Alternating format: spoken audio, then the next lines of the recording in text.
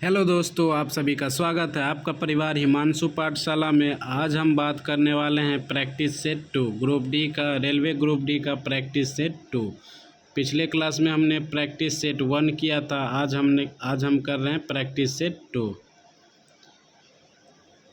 ठीक, तो चलिए आज का क्लास स्टार्ट करते हैं। अगर आप पिछला क्लास नहीं देखे हैं तो पहले एक बार पिछला क्लास भी ज़रूर देख लीजिएगा।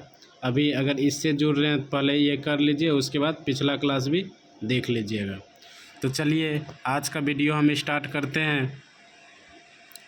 आज का पहला क्वेश्चन है, विनय पिटक और सुत पिटक इनमें से किसकी किस शिक्षाओं के संकलन है? किसमें शिक्षाओं के संकलन है? Option A Gautam Buddh, option B Rishabhdev, option C Mahavir Jain, option D Guru Gobind Singh. क्या हो जाएगा इसका आंसर? जल्दी जल्दी बताइए। क्या हो जाएगा? Gautam Buddh, option A. क्या हो जाएगा? Gautam Buddh, option A. तो चलिए इससे रिलेटेड हम कुछ पॉइंट्स देख लेते हैं।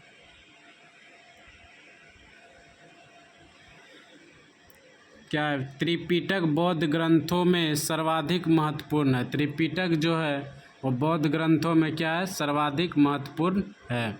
बौद्ध की मृत्यु के बाद उनकी शिक्षाओं को संकलित कर 3 भागों में बांटा गया। इन्हीं को त्रिपिटक कहते हैं। ये विनय पिटक संघ संबंधी नियम तथा आचार की शिक्षाएं, सुत पिटक धार्मिक सिद्धांत तथा अभिधम्म पिटक दार्शनिक सिद्धांत के रूप में मिलते हैं। इन सभी को पाली भाषा में लिखा गया है। सभी पिटक को किस में लिखा गया है? पाली भाषा में। ठीक, चलिए अगला क्वेश्चन देखते हैं। अगला क्वेश्चन है, सिंधु घाटी सभ्यता के निम्न में से किस स्थल को सबसे पहले खोजा गया था? सिंधु घाटी सभ्यता का निम्न में से किस स्थल को सबसे पहले खोजा गया था? Option A Mohenjodaro, option B Harappa, option C Lothal, option D Kalibangan. तो जल्दी जल्दी इसका आंसर बताइए। क्या हो जाएगा इसका आंसर? Option B Harappa. सबसे पहले किसको खोजा गया था? हड़प्पा को। ठीक, अगला इससे रिलेटेड कुछ पॉइंट्स देख लेते हैं। क्या है पॉइंट्स? सिंधु घाटी सभ्यता के स्थल में हड़प्पा का उत्खनन 1921 में दयाराम साहनी द्वारा कराया गया था। सिंधु घाटी सभ्यता का स्थल में हड़प्पा का खोज कब किया गया था? 1921 में। किसके द्वारा? दयाराम साहनी के द्वारा। इस प्रकार इस सभ्यता का नाम हड़प्पा सभ्यता रखा गया। क्या रखा गया? हड़प्पा सभ्यता रखा गया। यह सभ्यता सिंधु नदी घाटी में फैली हुई थी, इसलिए इसका नाम सिंधु घाटी सभ्यता रखा गया। 1922 में राखलदास बनर्जी ने मोहनजोदड़ो की खोज की थी। मोहनजोदड़ो का खोज कौन किया था? राखलदास बनर्जी ने। कब किया था? 1922 में। तो चलिए अगला क्वेश्चन देखते हैं। अगला क्वेश्चन है, निम्नलिखित में से दिल्ली सल्तनत का सही क्रम क्या है? निम्नलिखित में से दिल्ली सल्तनत का सही क्रम क्या है? तो क्या हो जाएगा इसका आंसर? ऑप्शन ए है गुलाम वंश, तुगलक वंश, खिलजी वंश, लोधी वंश। ऑप्शन बी गुलाम वंश, खिलजी वंश, तुगलक वंश, लोधी वंश। ऑप्शन सी गुलाम वंश, लोधी वंश, खिलजी वंश, तुगलक वंश। ऑप्शन डी तुगलक वंश, खिलजी वंश, गुलाम वंश, लोधी वंश। क्या हो जाएगा इसका आंसर? जल्दी जल्दी बताइए। क्या हो जाएगा इसका आंसर? ऑप्शन बी गुलाम वंश। इस क्या है? सही क्रम में पूछ रहा है सब। गुलाम वंश, उसके बाद खिलजी वंश, उसके बाद तुगलक वंश, उसके बाद लोधी वंश। ठीक, चलिए अगला इससे रिलेटेड कुछ पॉइंट्स देख लेते हैं। 1206 ईस्वी से 1556 ईस्वी के बीच की अवधि को दिल्ली सल्तनत की अवधि के रूप में जाना जाता है। दिल्ली सल्तनत में मुख्यतः 5 राजवंश शामिल है जो निम्नवत है। मामलुक वंश का गुलाम वंश 1206 ईस्वी से 1290 ईस्वी तक, खिलजी वंश 1290 ईस्वी से 1320 ईस्वी तक, तुगलक वंश 1320 ईस्वी से 1414 ईस्वी तक, सैयद वंश 1414 ईस्वी से 1451 ईस्वी तक, लोधी वंश 1451 ईस्वी से 1526 ईस्वी तक। ठीक, अगला क्वेश्चन देखते हैं। अगला क्वेश्चन है पानीपत का तीसरी लड़ाई किस वर्ष में लड़ी गई थी? पानीपत का तीसरी लड़ाई किस वर्ष में लड़ी गई थी? ऑप्शन ए 1761 ईस्वी, ऑप्शन बी 1762 ईस्वी, ऑप्शन सी 1763 ईस्वी, ऑप्शन डी 1760 ईस्वी। जल्दी जल्दी बताइए इसका आंसर क्या हो जाएगा। इसका आंसर हो जाएगा आपका ऑप्शन ए 1761 ईस्वी। क्या हो जाएगा? ऑप्शन ए 1761 ईस्वी। चलिए इससे रिलेटेड कुछ पॉइंट्स देख लेते हैं। पानीपत की तीसरी लड़ाई वर्ष 1761 ईस्वी में लड़ी गई थी। यह युद्ध अहमद शाह अब्दाली और मराठों के बीच हुआ था। यह युद्ध किसके किसके बीच हुआ था? अहमद शाह अब्दाली और मराठों के बीच हुआ था। इस युद्ध में मराठों का सेनापति सदाशिवराव भाऊ था। इस युद्ध में अहमद शाह अब्दाली विजयी हुआ। इस युद्ध के प्रत्यक्षदर्शी काशीराज पंडित ने कहा पानीपत का तृतीय युद्ध मराठों के लिए प्रलयकारी सिद्ध हुआ। ठीक, अगला क्वेश्चन देखते हैं। अगला क्वेश्चन है भारत में पहली ब्रिटिश प्रेसिडेंसी की स्थापना कहाँ की गई थी? भारत में पहली ब्रिटिश प्रेसिडेंसी की स्थापना कहाँ की गई थी? Option A Mumbai, option B Goa, option C Surat, option D Kolkata. क्या हो जाएगा इसका आंसर? जल्दी जल्दी बताइए। इसका आंसर हो जाएगा आपका ऑप्शन सी सूरत। क्या हो जाएगा? ऑप्शन सी सूरत। चलिए इससे रिलेटेड कुछ पॉइंट्स देख लेते हैं। भारत में पहली ब्रिटिश प्रेसिडेंसी की स्थापना 1608 ईस्वी में सूरत में की गई थी। सन 1611 में कैप्टन मिल्टन ने पुर्तगालियों के जहाजी बेड़े को परास्त किया। पुर्तगालियों को पराजित करने के कारण जहांगीर अंग्रेज़ों से प्रभावित हुआ और 1613 ईस्वी में अंग्रेज़ों को सूरत में अस्थायी कारखाना स्थापित करने की अनुमति दे दिए। ठीक, चलिए अगला क्वेश्चन देखते हैं।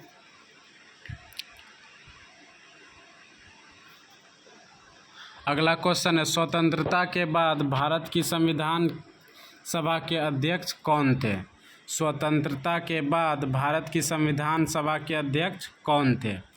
Option A C Rajagopalachari, option B Acharya Narendra Dev, option C doctor B R Ambedkar, option D doctor Rajendra Prasad. क्या हो जाएगा इसका answer? Option D doctor Rajendra Prasad. क्या हो जाएगा? Option D doctor Rajendra Prasad. चलिए अगला इससे रिलेटेड कुछ पॉइंट्स देख लेते हैं। पहले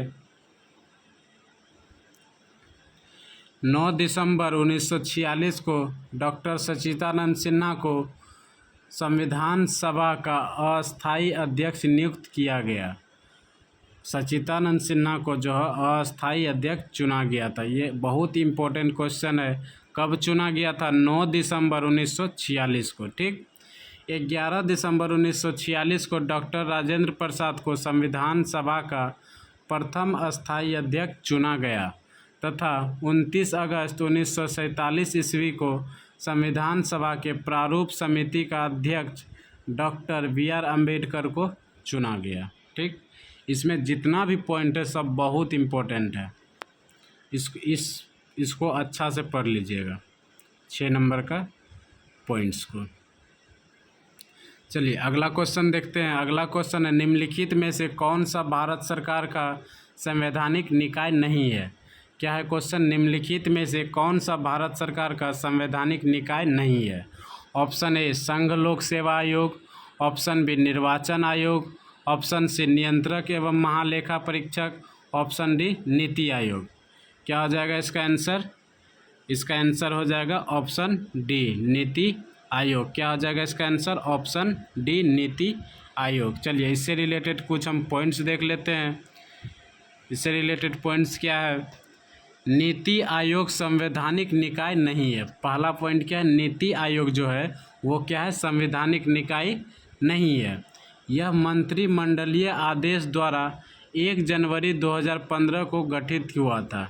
यह कब गठित हुआ था? 1 जनवरी 2015 को। जबकि संघ लोक सेवा आयोग अनुच्छेद 315 में, संघ लोक सेवा आयोग का बात किस में किया गया? अनुच्छेद 315 में। निर्वाचन आयोग का अनुच्छेद 324 में तथा नियंत्रक तथा महालेखा परीक्षक का अनुच्छेद 148 में संवैधानिक निकाय है। ठीक, अगला क्वेश्चन देखते हैं। अगला क्वेश्चन है, भारत का संविधान गणतांत्रिक है क्योंकि ऑप्शन ए, इनमें निर्वाचित संसद का प्रावधान प्रदान किया गया है। ऑप्शन बी, इनमें से अधिकार विधेयक शामिल किया गया है। ऑप्शन सी, इसमें वयस्क मताधिकार का प्रावधान प्रदान किया गया है। ऑप्शन डी, इनमें कोई वंशानुगत घटक नहीं है। क्या हो जाएगा इसका आंसर? इसका आंसर हो जाएगा आपका ऑप्शन डी, इनमें से कोई वंशानुगत घटक नहीं है। चलिए अगला क्वेश्चन देख, इससे रिलेटेड पहले पॉइंट्स देख लेते हैं। क्या है पॉइंट्स? भारत का संविधान गणतांत्रिक है क्योंकि इनमें कोई वंशानुगत घटक नहीं है।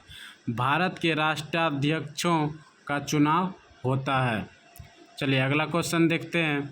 अगला क्वेश्चन है, भारत में लेफ्टिनेंट गवर्नर कौन है? भारत में lieutenant governor dash. Option A, dash यानी की नियुक्ति सेना द्वारा की जाती है। ऑप्शन बी, केंद्र शासित प्रदेश के नाम मात्र के प्रमुख के रूप में कार्य करते हैं। ऑप्शन सी, भारत के लोगों द्वारा चुने जाते हैं। ऑप्शन डी, मुख्यमंत्री की मंत्रियों की परिषद के प्रति जवाबदेह है। ठीक, इसका आंसर क्या हो जाएगा? इसका आंसर हो जाएगा आपका ऑप्शन बी, केंद्र शासित प्रदेश के नाम मात्र के प्रमुख के रूप में कार्य करते हैं। भारत के लेफ्टिनेंट गवर्नर जो है केंद्र शासित प्रदेश के नाम मात्र के प्रमुख के रूप में कार्य करते हैं। तो चलिए इससे रिलेटेड हम कुछ पॉइंट्स देख लेते हैं। क्या है पॉइंट्स? भारत में लेफ्टिनेंट गवर्नर केंद्र शासित प्रदेश के नाम मात्र के प्रमुख के कार्य के रूप में कार्य करते हैं। सामान्य तौर पर भारत के राष्ट्रपति प्रत्येक संघीय प्रदेशों जैसे चंडीगढ़, पंजाब और हरियाणा की संयुक्त राजधानी सहित संघ प्रदेशों में लेफ्टिनेंट गवर्नर तथा प्रशासकों की नियुक्ति करते हैं। दिल्ली, पुडुचेरी व अंडमान निकोबार द्वीप समूह के प्रमुख को लेफ्टिनेंट गवर्नर तथा चंडीगढ़, लक्षद्वीप, दमन व द्वीप एवं दादर नागर हवेली के प्रमुख को प्रशासक कहा जाता है। ठीक, चलिए अगला क्वेश्चन की ओर चलते हैं। अगला क्वेश्चन है, स्वतंत्रता के समय भारत में कितने रजवाड़े थे? स्वतंत्रता के समय भारत में कितने रजवाड़े थे? Option A 347, option B 490, option C 565, option D 418। क्या हो जाएगा इसका आंसर?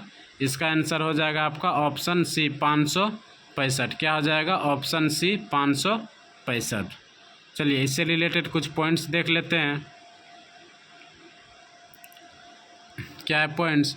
स्वतंत्रता के समय भारत में करीब 565 देशी रियासतें थी। स्वतंत्रता के समय भारत में करीब कितने देशी रियासत थी? 565। सरदार पटेल उप प्रधानमंत्री के साथ साथ देश के गृह मंत्री भी थे। जूनागढ़, हैदराबाद और कश्मीर को छोड़कर 562 रियासतों ने स्वेच्छा से भारतीय परिसंघ में शामिल होने की स्वीकृति दी थी, जबकि जूनागढ़ को सैन्य कार्यवाही द्वारा, हैदराबाद को ऑपरेशन पोलो द्वारा तथा जम्मू कश्मीर के राजा हरि सिंह के अधिमिलन पत्र पर हस्ताक्षर द्वारा भारत में शामिल किया गया। ठीक, चलिए अगला क्वेश्चन देखते हैं। अगला क्वेश्चन है, इस ब्रह्मांड में दूसरा प्रचुर मात्रा में सर्वाधिक तत्व कौन सा है? इस ब्रह्मांड में दूसरा प्रचुर मात्रा में सर्वाधिक तत्व कौन सा है? Option A hydrogen, option B helium, option C nitrogen, option D iron. तो चलिए इसका आंसर बताइए आप लोग, क्या हो जाएगा इसका आंसर? Option B helium. क्या हो जाएगा? Option B helium. चलिए इससे रिलेटेड कुछ हम पॉइंट्स देख लेते हैं। इसका पॉइंट्स है, ब्रह्मांड में हाइड्रोजन और हीलियम दो सर्वाधिक मात्रा में पाए जाने वाले तत्व हैं। ब्रह्मांड में जो है हाइड्रोजन और हीलियम दो सर्वाधिक मात्रा में पाए जाने वाले क्या हैं? तत्व हैं। इस संदर्भ में 3/4 हिस्सा हाइड्रोजन है तथा बचा हुआ शेष तत्व हीलियम है। अतः हीलियम ब्रह्मांड में दूसरा प्रचुर मात्रा में पाए जाने वाला तत्व है। चलिए अगला क्वेश्चन देखते हैं। अगला क्वेश्चन है, रजत क्रांति का संबंध इनमें से किससे है? रजत क्रांति का संबंध इनमें से किससे है? ठीक, ऑप्शन ए अंडे, ऑप्शन बी धातु, ऑप्शन सी दूध, ऑप्शन डी कृषि। क्या हो जाएगा इसका आंसर? ऑप्शन ए अंडे। क्या हो जाएगा इसका आंसर? ऑप्शन ए अंडे। चलिए इससे रिलेटेड कुछ हम पॉइंट्स देख लेते हैं। क्या है? रजत क्रांति जो है अंडा उत्पादन है, श्वेत क्रांति दूध उत्पादन, हरित क्रांति कृषि उत्पादन। एक बार फिर देख लेते हैं। रजत क्रांति अंडा उत्पादन, श्वेत क्रांति दूध उत्पादन, हरित क्रांति कृषि उत्पादन। ठीक, चलिए अब अगला क्वेश्चन की ओर चलते हैं। अगला क्वेश्चन है,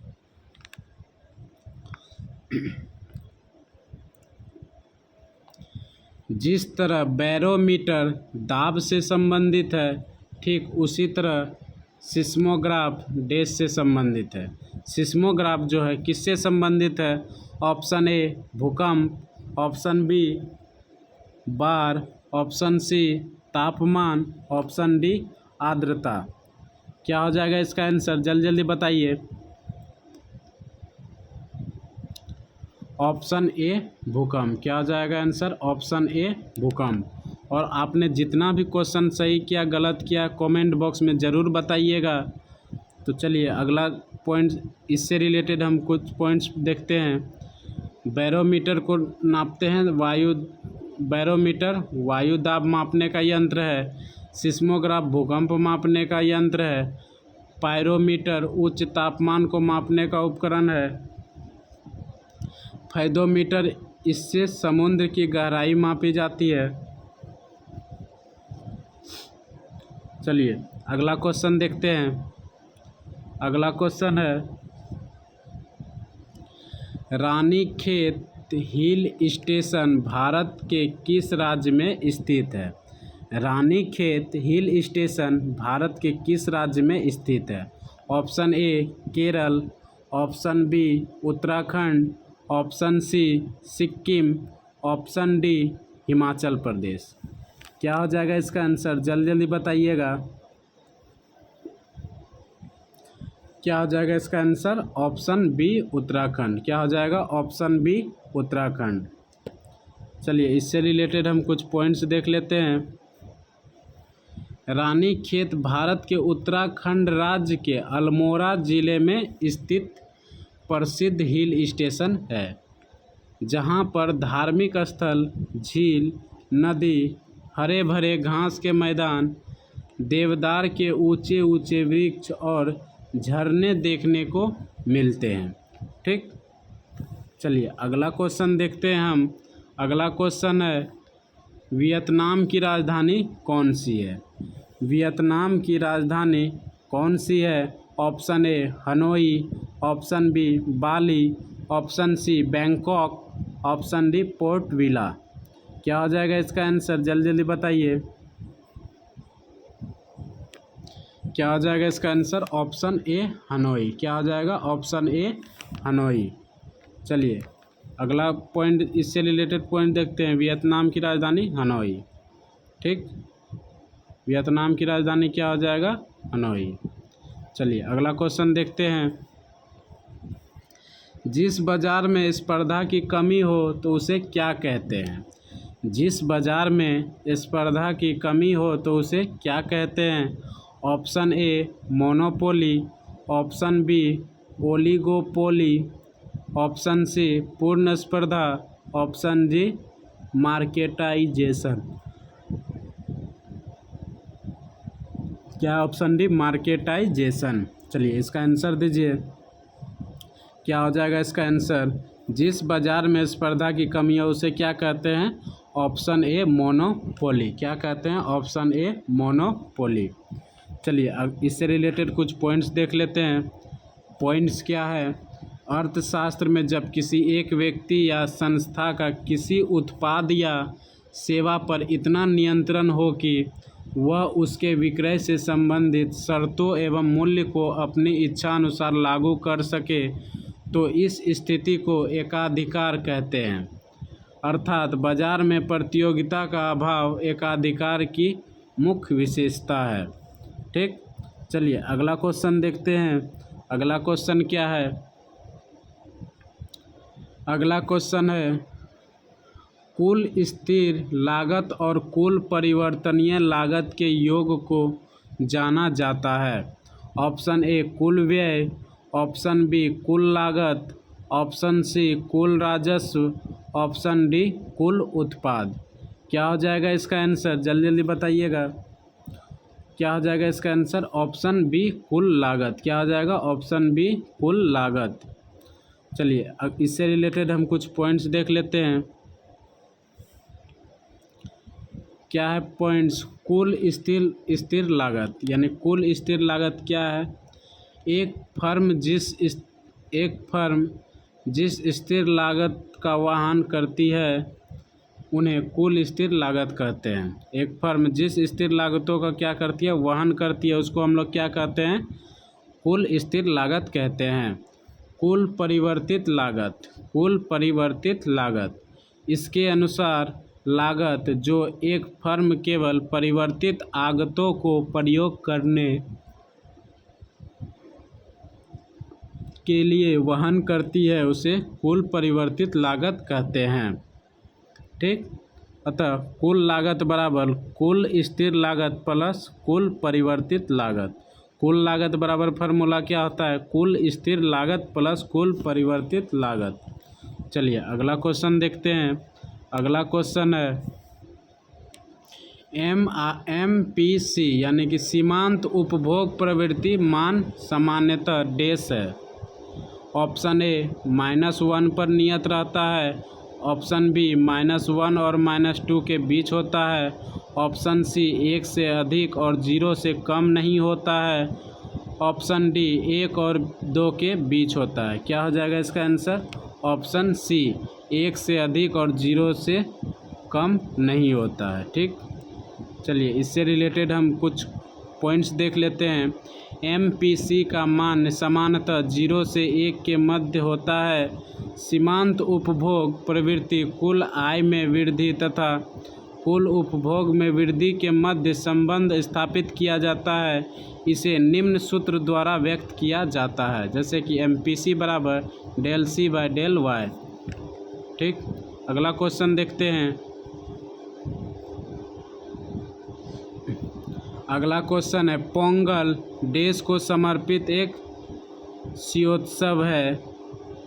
क्या option A Saraswati Devi, option B Agni Devta, option C सूर्य देवता, ऑप्शन डी गंगा देवी। क्या हो जाएगा इसका आंसर, जल्दी जल्दी बताइएगा आप लोग। ऑप्शन सी सूर्य देवता। क्या हो जाएगा इसका आंसर, ऑप्शन सी सूर्य देवता। चलिए इससे रिलेटेड कुछ पॉइंट्स देख लेते हैं। क्या है पॉइंट्स, पोंगल दक्षिण भारत विशेषकर तमिलनाडु के लोगों के द्वारा मनाया जाने वाला एक प्रमुख त्यौहार है। दक्षिण भारत में लोग धान की फसल काटने के बाद खुशी मनाने के लिए यह त्यौहार मनाते हैं। यह त्यौहार सूर्य देवता को समर्पित शिवोत्सव है। ठीक, चलिए अगला क्वेश्चन देखते हैं। अगला क्वेश्चन है गोवा मुक्ति दिवस इनमें से किस तारीख को मनाया जाता है। गोवा मुक्ति दिवस किस तारीख को मनाया जाता है। ऑप्शन ए 22 दिसंबर, ऑप्शन बी 20 दिसंबर, ऑप्शन सी 19 दिसंबर, ऑप्शन डी 21 दिसंबर। क्या हो जाएगा इसका आंसर, इसका आंसर हो जाएगा, जल्दी जल्दी बताइए आप लोग पहले। क्या हो जाएगा इसका आंसर? ऑप्शन सी 19 दिसंबर। क्या हो जाएगा? ऑप्शन सी 19 दिसंबर। गोवा मुक्ति दिवस कब मनाया जाता है? 19 दिसंबर को। ठीक, चलिए इससे रिलेटेड कुछ पॉइंट्स देख लेते हैं।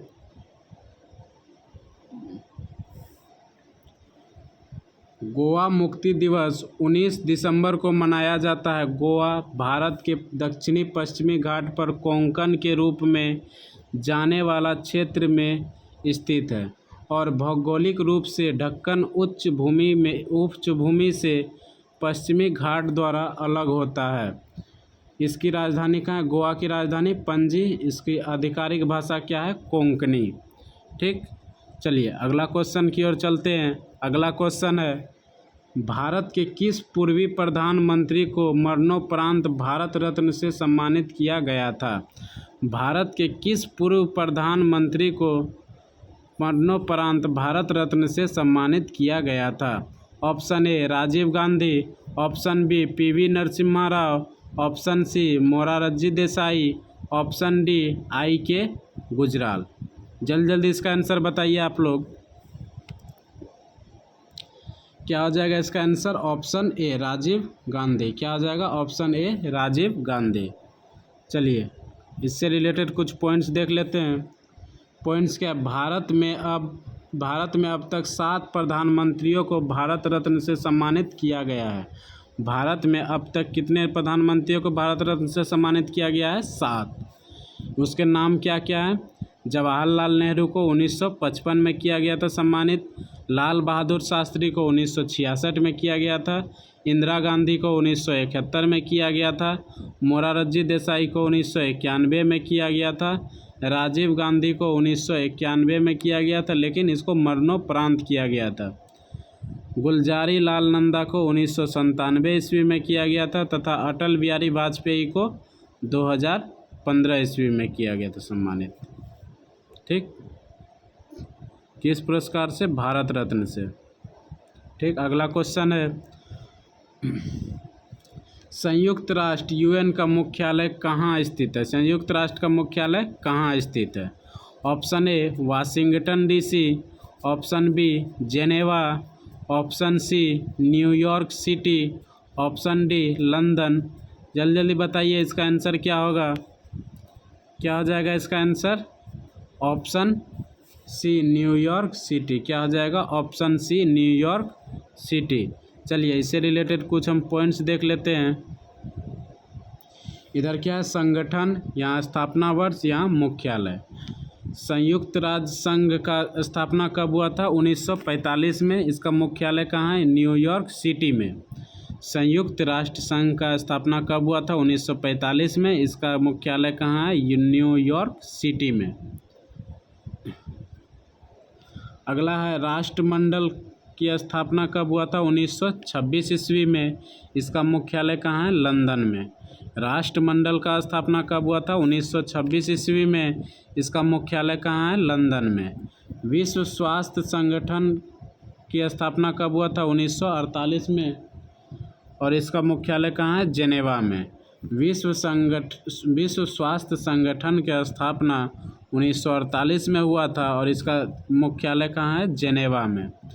विश्व बैंक की स्थापना कब हुआ था? 1944 में। विश्व बैंक का स्थापना कब हुआ था? 1944 में। इसका मुख्यालय कहाँ है? वाशिंगटन डीसी में। इसका मुख्यालय कहाँ है? वाशिंगटन डीसी में। चलिए अगला क्वेश्चन देखते हैं। अगला क्वेश्चन है, लेडी रतन टाटा ट्रॉफी किस खेल से संबंधित है? लेडी रतन टाटा ट्रॉफी किस खेल से संबंधित है? Option A badminton, option B football, option C hockey, option D cricket. जल्दी जल्दी बताइए इसका आंसर। क्या हो जाएगा इसका answer? Lady Ratan Tata trophy किस खेल से संबंधित है? क्या हो जाएगा इसका आंसर? हॉकी से, ऑप्शन सी। क्या हो जाएगा? हॉकी से, ऑप्शन सी। चलिए इससे रिलेटेड कुछ पॉइंट्स देख लेते हैं। लेडी रतन टाटा ट्रॉफी भारत का एक राष्ट्रीय टूर्नामेंट है जो महिला हॉकी खेल से संबंधित है। इसका नामकरण उद्योगपति रतन टाटा के नाम पर किया गया है। ठीक, चलिए अगला क्वेश्चन देखते हैं। अगला क्वेश्चन है, उत्तर पूर्वी क्षेत्रीय भाषा का केंद्र कहाँ स्थित है? उत्तर पूर्वी क्षेत्रीय भाषा का केंद्र कहाँ स्थित है?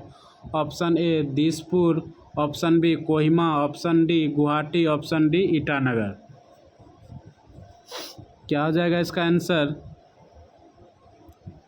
क्या था? उत्तर पूर्वी क्षेत्रीय भाषा के केंद्र कहाँ स्थित है? क्या हो जाएगा इसका आंसर?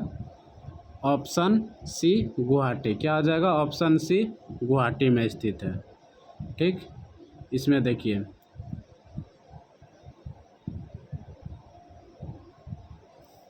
यहाँ पर क्या है, केंद्र का नाम, यहाँ स्थान, यहाँ स्थापना वर्ष, यहाँ पढ़ाई जाने वाली भाषाएं। उत्तर पूर्वी क्षेत्रीय भाषा केंद्र में, केंद्र कहाँ है? गुवाहाटी में। इसकी स्थापना कब हुआ था? 1989 में। पढ़ाई जाने वाली भाषा क्या? मणिपुरी और नेपाली। उत्तर क्षेत्रीय भाषा केंद्र कहाँ पर है? पटियाला में। कब इसकी स्थापना कब हुई थी? 1970 में। इसमें पढ़ाई जाने वाली भाषाएं कौन कौन सी है? पंजाबी, कश्मीरी और उर्दू। अगला है, पूर्वी क्षेत्रीय भाषा केंद्र कहाँ पर है? लक्ष्मी नगर में। कहाँ पर है? लक्ष्मी नगर में। इसकी स्थापना कब हुई थी? 1970 में। इसका स्थापना कब हुआ था? 1970 में। इसमें पढ़ाई जाने वाली भाषाएं क्या है? असमिया। क्या है? असमिया। दक्षिण क्षेत्रीय भाषा केंद्र कहाँ पर स्थित है? मानस गंगोत्री में। कहाँ पर स्थित है? मानस गंगोत्री में। इसकी स्थापना कब हुआ था? 1970 में। इसकी स्थापना कब हुआ था? 1970 में। यहाँ पर कौन सी भाषा पढ़ाई जाती है? कन्नड़। कौन सी भाषा? कन्नड़। चलिए अगला क्वेश्चन देखते हैं। अगला क्वेश्चन क्या है? इस क्वेश्चन को आज हम क्या करें, HW में दे दें, आप लोग बना के कमेंट में बताइएगा आंसर। तो चलिए ये क्या कर देते हैं, ये क्वेश्चन आपका HW हो गया। ठीक, और आपका कितना क्वेश्चन सही हुआ कितना गलत हुआ कमेंट बॉक्स में ज़रूर बताइएगा। और अगर वीडियो अच्छा लगा हो तो वीडियो को लाइक ज़रूर कीजिएगा, चैनल को सब्सक्राइब ज़रूर कीजिएगा और बेल आइकन को ज़रूर दबा लीजिएगा। ठीक, तो मिलते हैं अगले वीडियो में। आज के लिए इतना ही, धन्यवाद।